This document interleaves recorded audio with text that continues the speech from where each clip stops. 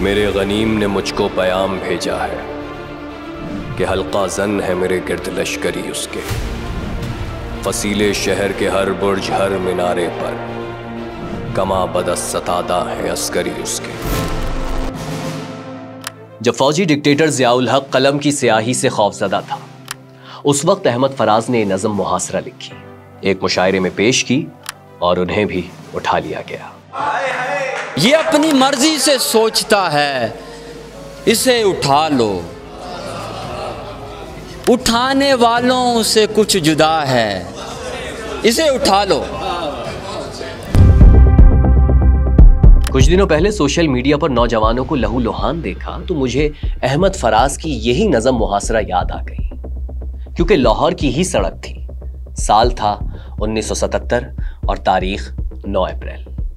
General election के बाद भुट्टो अपनी कामयाबी पर हैरान थे और अपोजिशन वाले परेशान। भुट्टो को जितवाने के खिलाफ उस वक्त की यूथ सड़कों पर थी, दूसरी तरफ मैं ना मानूं की जिद उस वक्त भी उरूज पर थी। ज़ियाउल हक ने स्ट्रेट फायरिंग का हुक्म दिया और एहतजाज करने वाले स्टूडेंट्स में से 2 जाँ बहक और 9 जख्मी हो गए। ये माजी याद आया तो मैं सोचने लगा कि आज तो जमहूरी दौर है। हाँ, वही जमहूरी दौर जिसमें हुक्मरान अपने लिए आइन को 26वीं मर्तबा तोड़ मरोड़ सकता है और अपने खिलाफ उठने वाली आवाज को आज भी दबा सकता है। तो क्या बदला है? अहमद फराज ने कहा था, उसे खबर नहीं तारीख क्या सिखाती है कि रात जब किसी खुर्शीद को शहीद करे तो सुबह एक नया सूरज तराश लाती है। तो जिसे खबर नहीं, चलिए उसे खबरदार करते हैं कि तारीख क्या सिखाती है, ताकि कोई स्टूडेंट पावर को अंडर एस्टिमेट ना करे। पाकिस्तान बनाने से लेकर हसीना वाजिद की हुकूमत गिराने तक, अयूब खान का तख्त पलटने से लेकर इमरान खान को हीरो बनाने तक, सरहद के इस पार हो या उस पार, स्टूडेंट्स हर खित्ते में, हर इनकलाबी दौर में फायर स्टार्टर रहे हैं। एक मिनट, ये कहानी शुरू करने से पहले आपको याद दिला दूं कि कुछ दिन पहले हमने यूथ डायलॉग का ऐलान किया था और आपको यानी नौजवानों को बुलाया था। जो सिलेक्ट हुए थे, हमने उनकी राय को भी इस डॉक्यूमेंट्री का हिस्सा बनाया है, क्योंकि हमारा माजी हमारे हाल से कुछ जुदा नहीं है। मैं डॉक्यूमेंट्री में आपको माजी याद दिलाता रहूंगा और नौजवान हाल बताएंगे। एंड बिलीव मी, इस फॉर्मूले से हम फ्यूचर में झांक भी सकते हैं और इसे संवार भी सकते हैं। तो शुरू करते हैं।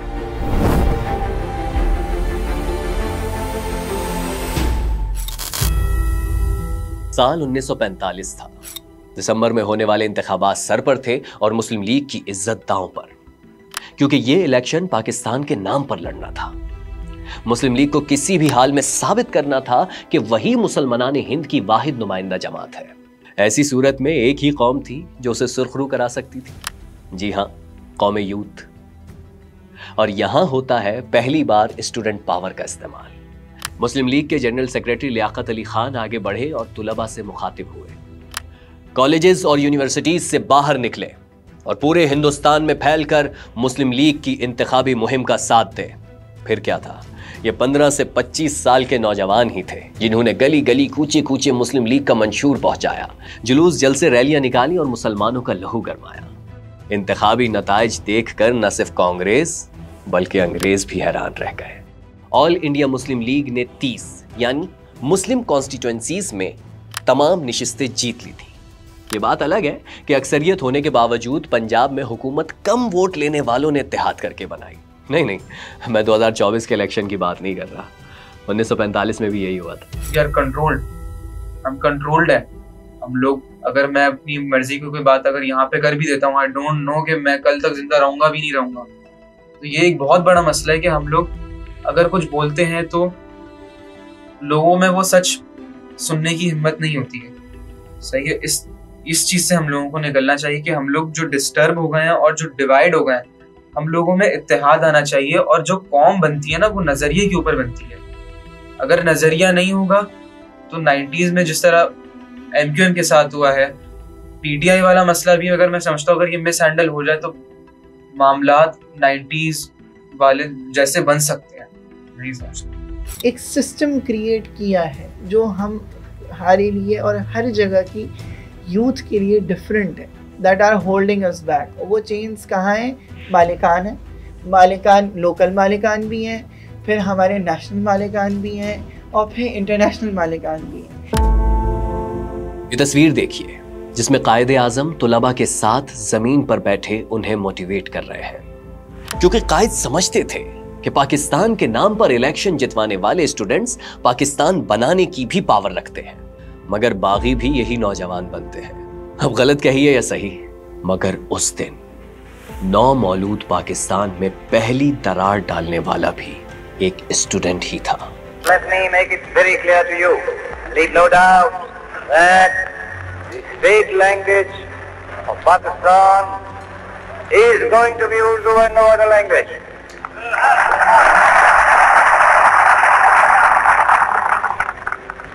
कायदे आजम ढाका में खिताब कर रहे थे। ऐलान किया कि पाकिस्तानियों की कौमी जबान उर्दू होगी। ऐलान होते ही हिमायत में तालियां बजीं तो साथ ही मुखालिफत में शोर भी उठा, और ये तनकीद करने वाला कोई और नहीं, ढाका यूनिवर्सिटी का 28 साल स्टूडेंट और मुस्लिम लीग का सरगर्म कारकुन शेख मुजीब था, जिसने अपने गिरोह के साथ उस ऐलान पर इस कदर नारेबाजी की कि पुलिस इन लड़कों को घसीटती हुई पिंडाल से बाहर ले गई। और यहीं से आगाज हुआ बंगाली कौम परस्त सियासत का। फिर जनवरी 1948 में east Pakistan Muslim students league बनाई गई और मुजीबुर रहमान को उसका जनरल सेक्रेटरी बना दिया गया। ऑर्गेनाइजेशन में शामिल होने वाले बाकी तुलबा में वो भी थे जिन्होंने तहरीक पाकिस्तान में बढ़ चढ़ कर किरदार अदा किया। कहा जाता है ये लोग माजी में भी ख्वाजा नाजिमुद्दीन की मुखालिफत और हुसैन शहीद सहरवर्दी की हिमायत किया करते थे। बहरहाल बंगाली जबान की तहरीक जोर पकड़ने लगी। कांग्रेस ने मौके से फायदा उठाया।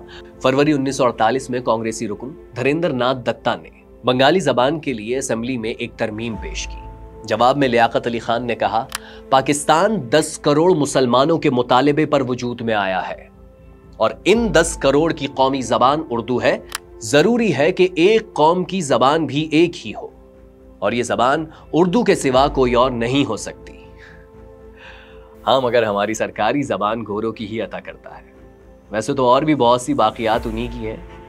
खैर, जबान का मामला अपनी जगह, मगर आने वाली दहाइयों में मशरिकी पाकिस्तान के साथ जो ज्यादतियों का सिलसिला शुरू हुआ, उसके नतीजे में पाकिस्तान का बाजू कटकर अलग हो गया। 1971 में कैसे बांग्लादेश बना उस पर हमने डॉक्यूमेंट्रीज बना रखी हैं, आप देख सकते हैं। मगर इंपॉर्टेंट यह है कि पाकिस्तान बनाने वाले स्टूडेंट्स थे तो मशरिकी पाकिस्तान में ज्यादतियों के खिलाफ उठने वाले भी स्टूडेंट्स ही थे। और फिर बांग्लादेश के बानी शेख मुजीब की बेटी हसीना वाजिद को इख्तिदार से रफू चक्कर कराने वाले भी स्टूडेंट्स ही थे। जहाँ का भी यूथ होता है वो बुनियादी तौर पर बागी तबीयत का होता है। वो कंसिस्टेंसी इंजॉय नहीं करता, वो बोर हो जाता है। और उसके बाद फिर जब हम पाकिस्तान के यूथ एक्टिविज्म की बात करते हैं तो हमारा इस वक्त सबसे बड़ा मसला ये है कि हम लोग PGC जैसे वाक़यात के ऊपर अगर बात करें या इससे पहले जो ज़ैनब केस हुआ था उसके ऊपर बात करें या और जितने मामलात हुए थे वो डिस्क्रिमिनेशन के अंदर आते हों, रिलीजियस सेक्टेरियन अब्यूज़ जो भी हो, हम लोग सड़कों पर निकलते हैं एक कलील तादाद। Why? Because of the fear.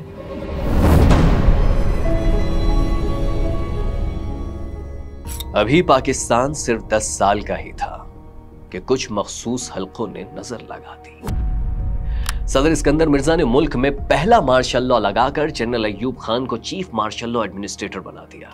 नया मुल्क था, नए लोग थे, मगर अय्यूब खान को एक कुव्वत से खतरा था। वो जिन्होंने अभी 10 साल पहले ही हिंद पर कमर डालकर दुनिया के नक्शे पर पाकिस्तान को उभारा था।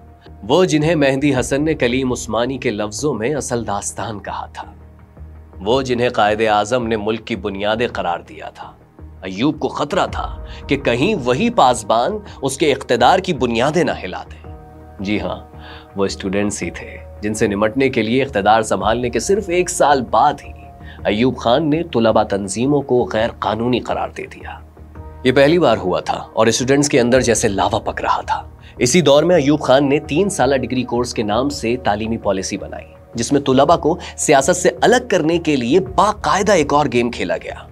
7 निकाती इस पॉलिसी के 5वें नुक्ते में लिख दिया गया कि तुलबा तंजीमें सियासी एक्टिविटी का हिस्सा नहीं बनेंगी। यूं समझ लीजिए कि उस वक्त का हाकिम कॉलोनियल मास्टर्स के राज को अपनी मीरास समझ रहा था, मगर अंग्रेजों की गुलामी से आजाद होकर आने वाले नई गुलामी नामंजूर कहकर उठ खड़े हुए। अगस्त 1961 में तुलबा ने ढाका में वजीर तालीम फजल कादिर चौधरी का जलसा उलट पलट करके रख दिया। वैसे तो अपना कराची ही हमेशा से फायर स्टार्टर रहा है, मगर आगे चलकर आपको पता चलेगा कि पिंडी में चलने वाली गोली से ढाका में धमाका कैसे हुआ और फिर एक स्टूडेंट की लाश ने भुट्टो को कैसे हीरो बना दिया। दरअसल अपना इख्तिदार बचाने के लिए अय्यूब को कई नौजवानों की जानें लेना पड़ी। 1962 में हुसैन शहीद सोहरवर्दी की गिरफ्तारी ने जलती पर तेल का काम किया। ढाका समेत पूरे ही बंगाल के तुलबा भड़क उठे। सितंबर शुरू हुआ और हाकिम वक्त सितमगर बन गया। 17 से 22 सितंबर तक ढाका, जैसूर और चिटागोंग में स्कूल कॉलेजेस के तुलबा के जुलूसों पर पुलिस ने फायरिंग करके 2 जानें ले ली और 400 को जख्मी कर दिया। ये सब कुछ हो रहा था और अय्यूब खान यूरोप में मौसम के मजे उड़ा रहा था। 60 की उस दहाई में पाकिस्तान ने सिर्फ 65 की जंग नहीं लड़ी, बल्कि मुल्क के अंदर एक जंग पहले से जारी थी।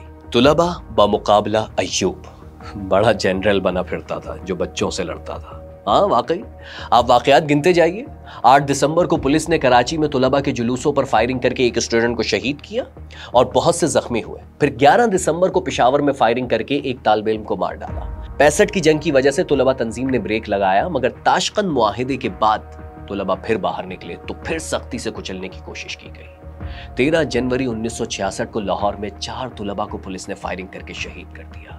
एहतजाज पंजाब भर में फैल गया। लाहौर में कर्फ्यू लग गया। ये तुलबा का ही खून था जो अय्यूब मुखालिफत में भड़कती आग का ईंधन बन रहा था, मगर जनरल समझ नहीं पा रहा था।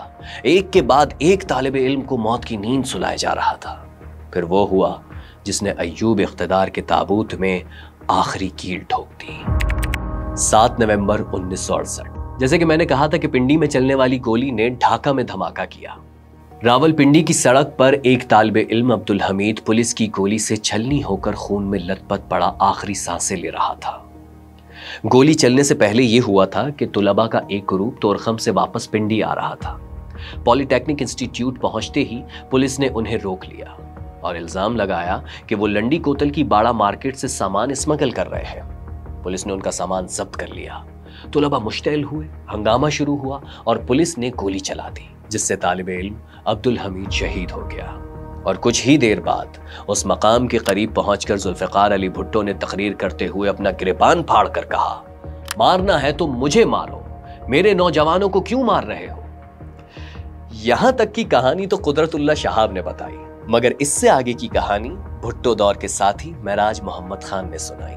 वो 2012 में रोजनामा नई बात में एक इंटरव्यू दे रहे थे, जिसने ट्विस्ट पैदा कर दिया। उन्होंने बताया कि जुल्फिकार अली भुट्टो तो अय्यूब खान की हैबत से बहुत डरते थे। वो बाहर निकलकर यूं तकरीर करने को हरगिज तैयार ना थे। खान साहब बताते हैं कि ऐसे में हमने एक प्लान बनाया, जिसमें नून लीग के परवेज रशीद, जो उस वक्त गॉर्डन कॉलेज में पढ़ते थे, उन्हें भी शामिल कर लिया गया। फिर एहसाम नामी अपने एक दोस्त को, जो कस्टम में होता था, उसे इत्तला दी कि कॉलेज का एक ट्रिप बाड़ा से कुछ सामान खरीद कर वापस आ रहा है। वो उन लड़कों को पकड़कर 2-4 थप्पड़ लगा दे, बाकी हम संभाल लेंगे। कस्टम ऑफिसर ने ऐसा ही किया। महराज मोहम्मद खान बताते हैं कि जब तुलबा और पुलिस में हंगामा शुरू हुआ तो मैंने भुट्टो से कहा, अब सड़क पर आकर तकरीर करो। और भुट्टो उस तकरीर के बाद तुलबा के हीरो बन गए। इतनी ऑर्गेनाइजेशंस आई और उन्होंने अपना बेंचमार्क सेट किया, उन्होंने यूथ को टारगेट किया और उन्होंने यूथ के बिहाफ पे चेंज भी लाने की कोशिश की, बट दे गॉट मैनिपुलेटेड। उसकी वजह यह है कि हम लोग कॉन्स्टेंटली, ये मेरा पर्सनल पर्सपेक्टिव है, हम लोग कॉन्स्टेंटली देख रहे होते हैं कि हमारा core reason for the change is ethnic, our reason for change is religion, our reason for change is sect, our reasons of change are God knows whatever else।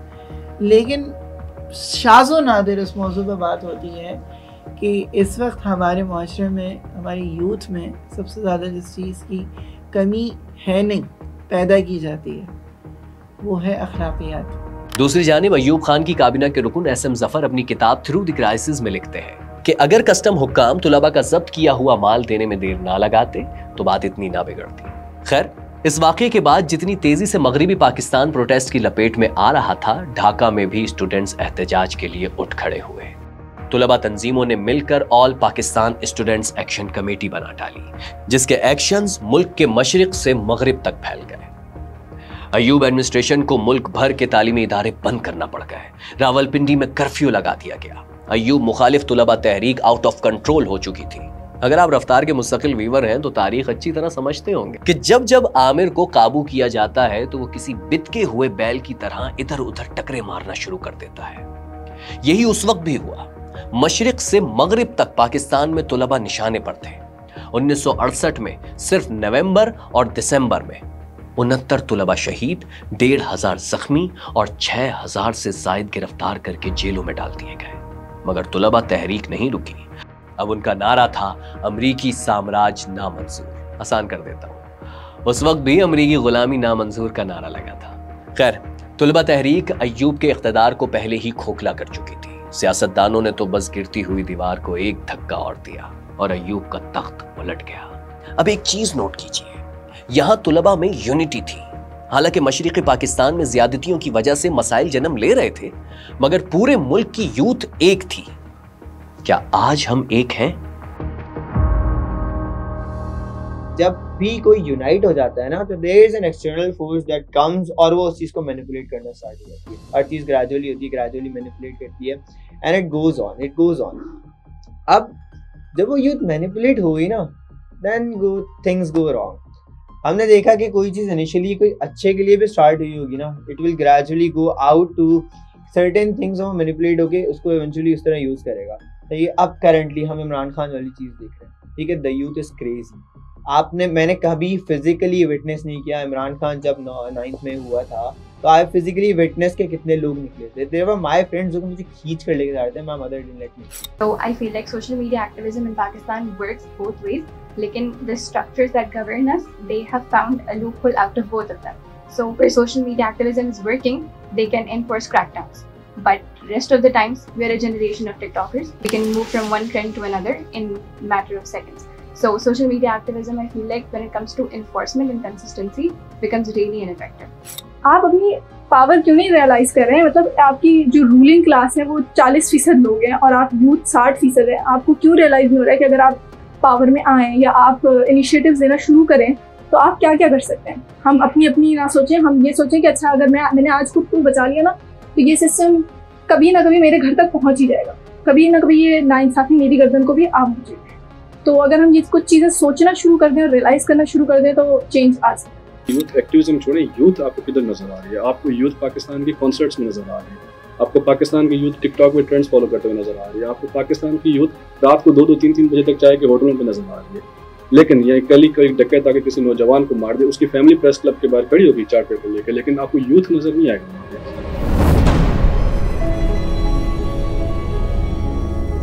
हर इंसान माजी से सीखता है। आपको ये जानकर खुशी होगी कि ज़ियाउल हक ने भी सीखा और उन्होंने फैसला किया कि वो स्टूडेंट्स यानी अपनी यूथ के हिमायती बनेंगे, मगर सिर्फ उसके जो उनके मार्शल लॉ का साथ देगा। और कई प्रोफेसर्स अपनी किताबों में लिखते हैं कि ज़ियाउल हक ने जमीयत का बड़ा साथ दिया। दूसरी तरफ पीएसएफ को किस तरह निशाना बनाया, यह आप हमारी डॉक्यूमेंट्री नजीब कौन में देख सकते हैं।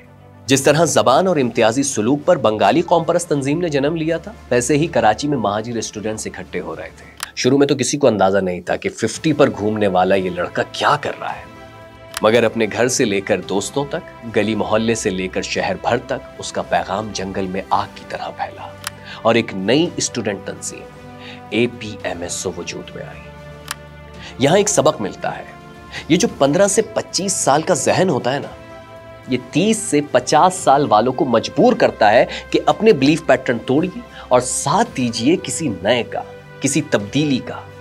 हाँ बिल्कुल, बहुत से घरों में इमरान खान को वोट देने के लिए यूथ ने ही अपने वालिदैन को मजबूर किया। सबसे बड़ा प्रॉब्लम और प्रेशर हमें हमारे पेरेंट्स एंड हमारे बड़ों से मिलता है कि कंट्रोवर्शियल टॉपिक्स के ऊपर बात ना करें एंड अपनी आवाज़ों को रेज ना करें।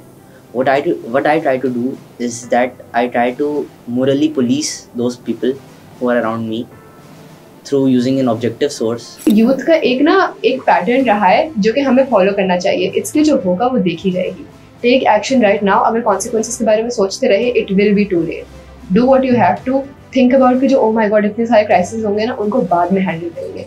Take action right now. मारे जाएंगे नहीं मारे जाएंगे देखी जाएगी, मरना सबने। मैं वैन में बैठी हूँ और एक लड़की चाय पीती है और चाय पीने के बाद पता का खिड़की से बाहर फेंक देती हूँ और मैं मुड़ के देखती हूँ और मैं हैरान होती हूँ क्योंकि वो मुझसे सीनियर है। और उसके बाद आप, अफसोस की बात है या अजीब बात है, थोड़ी देर बाद अगला जुमला उनके मुंह से ये निकलता है कि बोलने वाला बस एक ही है और वो जेल में। और मैं हंसने लगी कि ये लोग भी इनकलाब की बातें कर रहे हैं। खैर, हम वापस ज़िया दौर में चलते हैं। जैसे कि मैंने कहा कि ज़िया की प्लानिंग माजी से कुछ अलग थी। उसने अपने सबसे बड़े दुश्मन यानी नौजवानों से मुकाबला करने के लिए उन्हें तोड़ दिया, रंग, नस्ल, मजहब की बुनियाद पर। जी हाँ, ये वो दौर था जब यूथ एक दूसरे के लिए नहीं बल्कि एक दूसरे के खिलाफ खड़ी हो गई थी। और मेरे ख्याल में उसके बाद से आज तक एक नहीं हो सकी।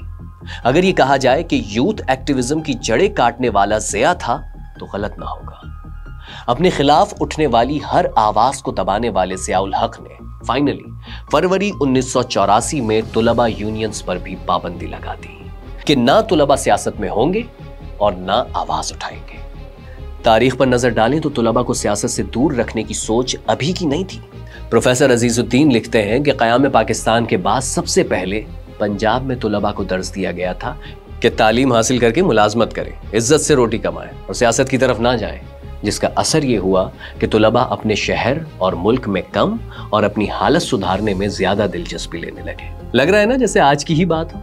इख्तिदार से चिमटे सियासतदान हो या अदालत के मीज़ान, सहाफी हो या मौलवी साहिबान, सभी हुए एक दरबार के गुलाम। ये ज़िया दौर की बात कर रहा हूं, बाकी आप जो सोच रहे हैं वो भी गलत नहीं है। खैर, इसीलिए तो अहमद फराज ने कहा था, मेरा कलम नहीं किरदार उस मुहाफिज का जो अपने शहर को महसूर करके नाज करे। मेरा कलम नहीं तस्बीह उस मुबल्लिग की जो बंदगी का भी हरदम हिसाब रखता है। मेरा कलम नहीं मीज़ान ऐसे आदिल की जो अपने चेहरे पर दोहरा नकाब रखता है। मैं आज के दौर की बात करूं तो यूथ एक्टिविज्म की इजाजत नहीं। क्यों? सड़क पर आने वाले तुलबा को डंडे मारकर खामोश करा दिया जाता है। क्यों? आज जमहूरी दौर होते हुए भी तुलबा तंजीमों पर पाबंदी नहीं हटाई जाती। क्यों? आज लोकल बॉडीज इलेक्शन नहीं कराए जाते। क्यों? हमारी गवर्नमेंट का जितना विगरस रिएक्शन सोशल मीडिया के क्रैकडाउन्स के ऊपर हो रहा है, इससे आप लोगों को अच्छे तरीके से अंदाजा हो चुका होगा कि what's the power of social media. कि कोई भी हुकूमत जो है वो ये नहीं चाहती कि लोगों को हकीकत पता चले। हम जब बात करते हैं ज़ियाउल हक के दौर की, जहाँ पे अखबारों को सेंसर किया जाता था, काली पट्टी आया करती थी, वो अब नहीं हो सकता। क्यों? क्योंकि जो नई जनरेशन है इसके अंदर तजस्सुस है, और आप एक इंसान को मार सकते हैं लेकिन उसके अंदर का तजस्सुस का मादा नहीं मार सकते। तो वो तजस्सुस उसको कन्विंस करती है कि वो चीज़ों की तह तक पहुँचे। पाकिस्तान के अंदर भी वो एक्टिविज्म है, लेकिन वो आहिस्ता आहिस्ता it is cooking, you know, with a very slight pace.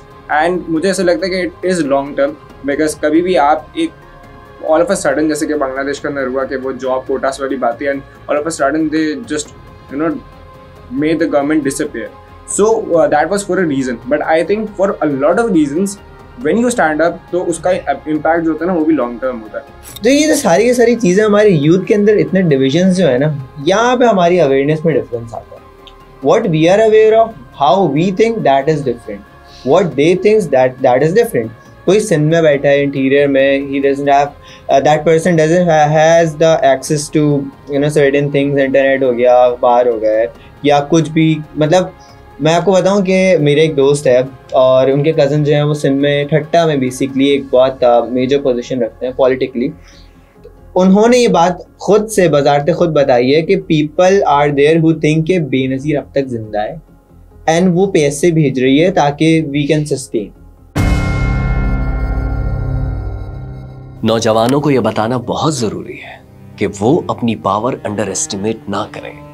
मैंने आज की इस डॉक्यूमेंट्री में पाकिस्तानी यूथ को एक ऐसा मुहासरा दिखाने की कोशिश की है जिसमें वो फंसे हुए हैं पर उन्हें दिखाई नहीं दे रहा, क्योंकि उनकी आंखों पर डिवाइड एंड रूल की पट्टी बांध दी गई है। उन्हें मजहब, मसलक, लिसानियत के नाम पर डिवाइड कर दिया गया है।